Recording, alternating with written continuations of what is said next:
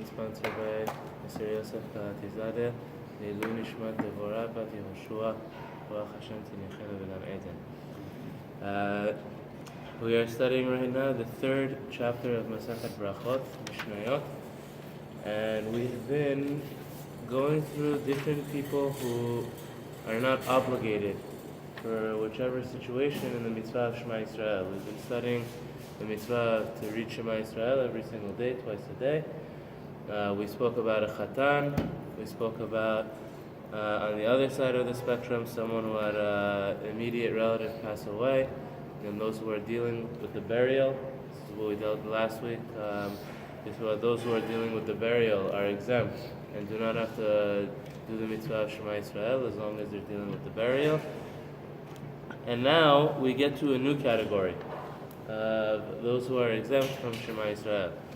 And we're in Mishnah number Gimel. We're reading number Gimel right now. New category of people: Nashim, Va'avadim, Uktanim. Three groups of people. Nashim are women, Va'avadim, slaves, which we talked about earlier, Uktanim, and children. Children who are under the age of bar mitzvah. So the Mishnah says, I'm going to go through each category, but are we okay? Hiturim mikiryat Shema umin hatefillin. They are exempt from Kiryat Shema. They're exempt from reading Shema Yisrael and from tefillin.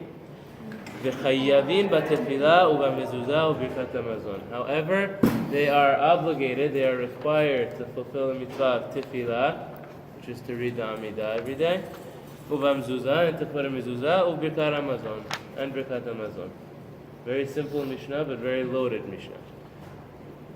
So first we have Nashim, women, Va'avadim, and servants. The Chachamim, they equated these two categories in one way. The women and Avadim we used to have, we spoke about a few classes ago, we used to have slaves in our homes. This was a reality of the world at that time. There's all kinds of halachot, how you have to respect the slave and take care of them. But the slaves, they were quasi-Jewish. They had a partial Jewish status. Those that were slaves in a Jewish home. They had to do a Brit Milah. And they had to go to the mikveh. They had to give them a Brit Milah to become a Jewish slave. And whenever they were freed, they became Jewish. As if they converted. They became Jewish. But while they were slaves in the Jewish home, they were quasi-Jewish. What do I say by quasi-Jewish? They are obligated in certain mitzvot, and they are exempt from mitzvot. What is the rule? What's the general rule of Nashim va'avadim? Is that if there is a mitzvat aseh she'azman grama, the key words here, mitzvat aseh she'azman grama, which means a time-bound positive commandment. Time-bound positive commandment. Mitzvat aseh means Hashem asked us to do something. Not that Hashem said do not do something. At kosher, Hashem said do not eat non-kosher. But something like mezuzah, let's say, or something like easier one, sukkah, lulav etrog. Hashem said build a sukkah. Hashem said take a lulav and etrog, shake a lulav and etrog on Sukkot. So you have a mitzvah aseh, a positive commandment, and you have shazman grama, that its obligation is based on time. The obligation of that mitzvah is something which is based on time. It's not something you always have to do. So, Sukkah, for example, it's a time-bound commandment. It's only, it's on Sukkot. So, women are exempt from it, and Avadim are exempt from it. They do not have to sleep in the Sukkah. This, we saw the story in the last Mishnah about Tavi Avdo, the servant, the slave of Rabban Gamliel. He had a slave he did avelut for. He mourned for him. When the slave passed away, they said, what do you mean? Why are you mourning for him? He was a slave. We don't mourn for a slave that passes away. He says, no, my Tavi, my servant, he was a Tamid Chacham. Right? When we all went to the Sukkah, we were sleeping in the Sukkah.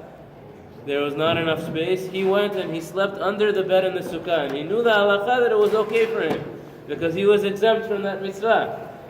Right? Tavi Avdo was a Talmid Chacham. He was a servant, but he was a Talmid Chacham. And Rabban Gamliel mourned for him, right? Because he knew the halachot. Why? He was exempt from the mitzvah sukkah. So he was allowed to sleep under a bed, even though when we sleep in the sukkah, you can't sleep under a bed, because it blocks you from the schach. Tavi was able to sleep under the bed because he was the servant of Rabban Gamliel. So the Mishnah comes to teach us here with these categories. Peturin mikiriyat Shema umina tefillin. They are exempt from Shema Israel and they are exempt from tefillin. Women do not have to read Shema Israel. Children are exempt from all the mitzvot. The children, their obligation in mitzvot is because of chinuch. It's because of education. It's a mitzvah on the father to educate his children, to start keeping all the mitzvot. The child himself is not obligated. A child has no obligation in any of the mitzvot. The mitzvah is on the father. The mitzvah is on the father that when he gets to the age that he understands, he has to start teaching him the mitzvah. The child is not obligated in Shema Israel, and not obligated in Tefillin. Tefillin, many people always ask this question.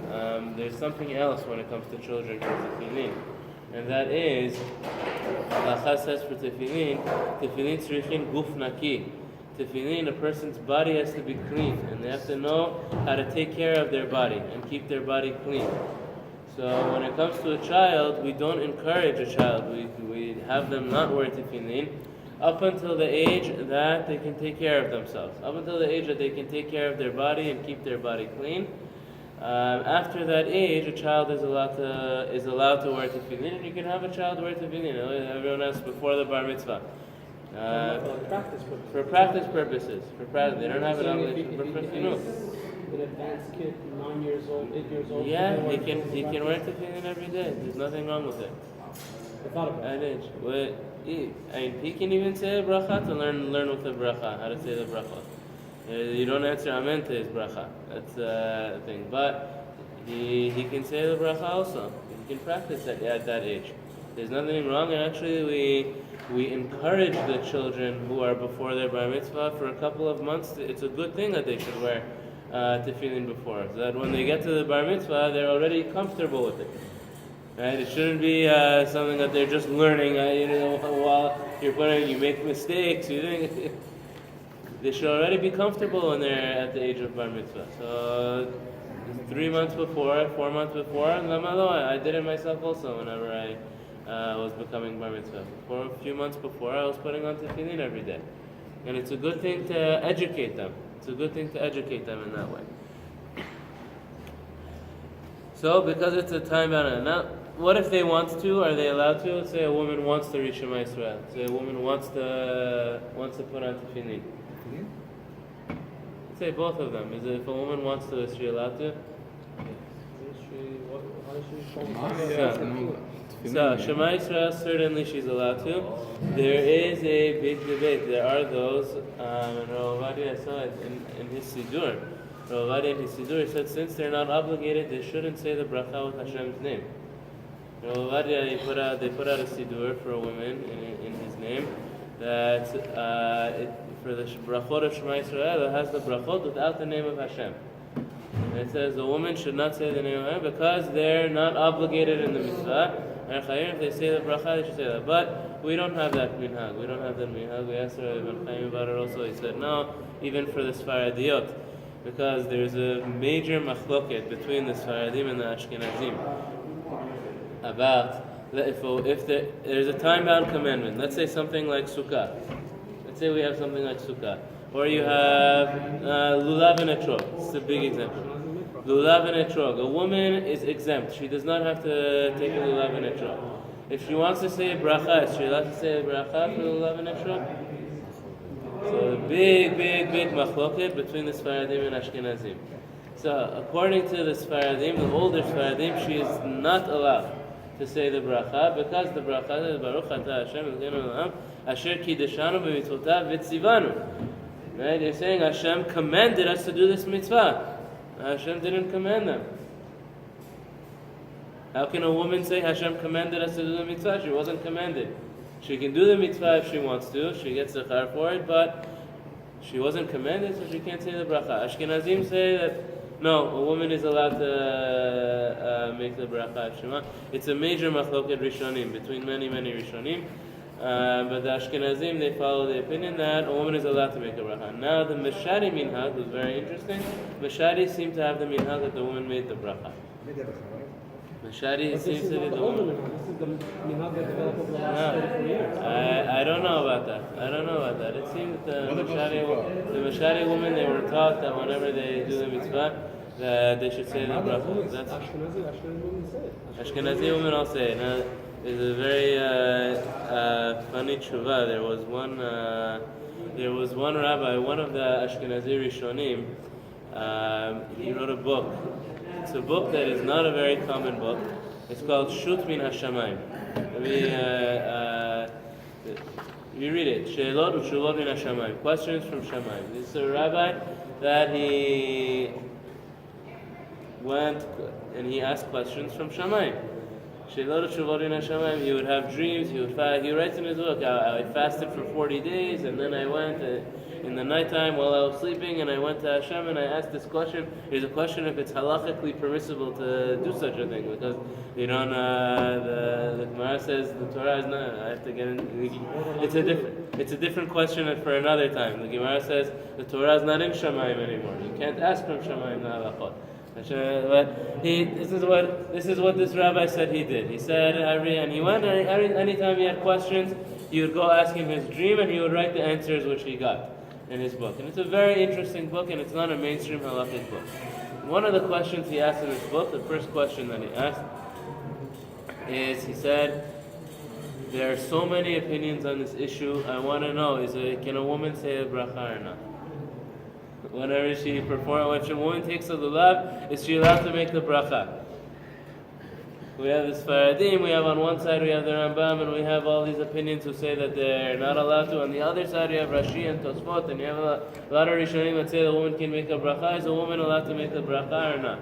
And he said, and they answered me from Shamayim that she's allowed to make the bracha. It's okay for her to make the bracha. And based on that, the Chidah, there were some Sfaradim that they said, oh, the woman, they do it, we don't have to stop them from doing it. He asked from Shamayim and they said that they're allowed to make the bracha. Okay. He said, the Chidah, he writes, it's a very, very interesting piece. He says, I used to stop the woman. I used to tell them, don't do it. You're not allowed to. Sfaradim are not allowed to make the brachot. You shouldn't do it. Then he says, I found this book, Shut Min Hashamayim. I saw they asked from Shamayim. I said, okay, they have something that they're relying on. I'm not going to stop. What about the women that older Mishari women? Okay. Older Mishari women. They're not put on tefillin. So, tefillin, unfortunately, it's... Say that you can say the bracha for tefillin too? Mistama, yeah. It's a timeout there, and they want to. This is how. I mean, it's not lulav that covers tefillin. It's a question of, do the women say that it's invalid tefillin?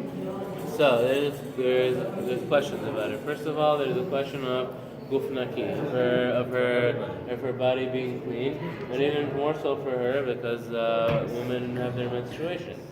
But there's a second thing when it comes to tefillin, and Rav Ben Chaim said this, that unfortunately this has become something which has become a political issue, right?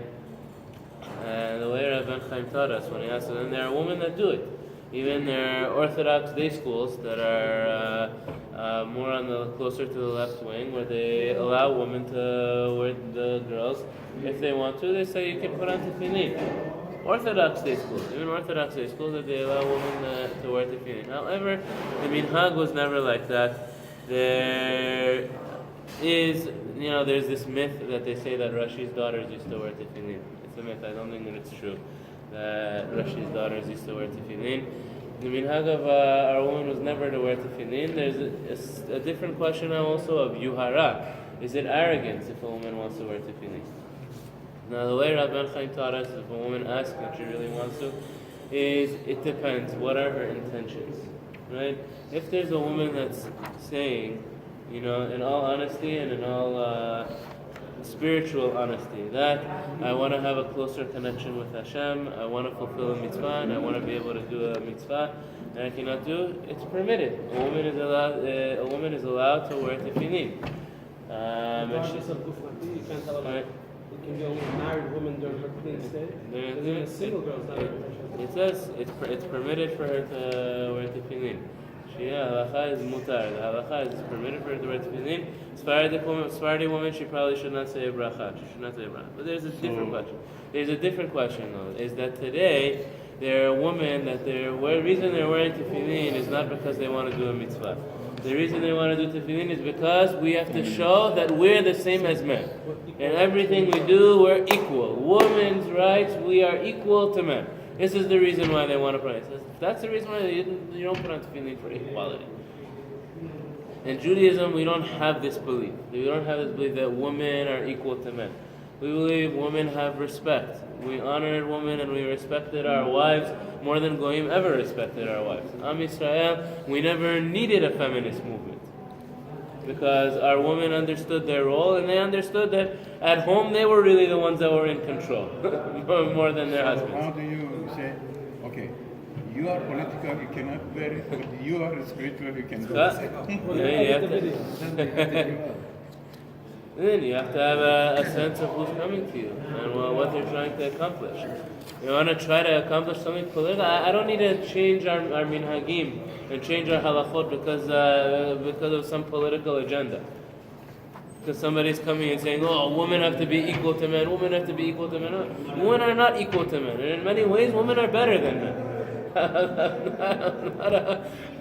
I'm not going to hide that. What you said is right. In the house, the woman has to control. Huh? Women is a widow, she has a boy and she wants to teach the son. And she wants to teach us how to... Yeah, she can teach us. Yeah, she's allowed to. And the halacha is it's permitted. But the question is, there's a question of what are her motivations. If she never did it, how can she teach it? There's no such thing like this in Judaism. That women and men are different. Men are from Mars, women are from Venus. Men are apples, women are oranges. There's no, we're better and we're worse, and we're better and we're worse. Men are one way, women are another way. There are mitzvot that men are obligated in, there are mitzvot that women are obligated in. And the truth is that if men were exempt from tefillin, there's no man that would go out of his way to wear tefillin. We would say, Bechavod, you guys wear tefillin, you guys wake up every morning, you guys do it, there's nothing on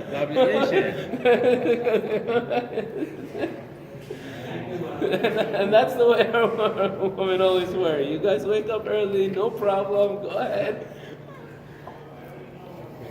But for political reasons, we have to be equal, we have to create equality. This is not the Jewish view. It's not the Jewish view that you have to make people the same and you have to make all the women be like men. All the women should be like men. Women are much better being women than they are being men. And men are also much better being men than they are being women. Right? So they are Peturim, they do not have to wear tefillin. If a woman, if she wants to, she's allowed to wear tefillin. Now we have to get to the next part, we're going to have to wait for tomorrow. Chayavin b'tefillah, they're obligated in the tefillah, it's its own whole new category. B'ezrat Hashem will continue with tomorrow. Amen.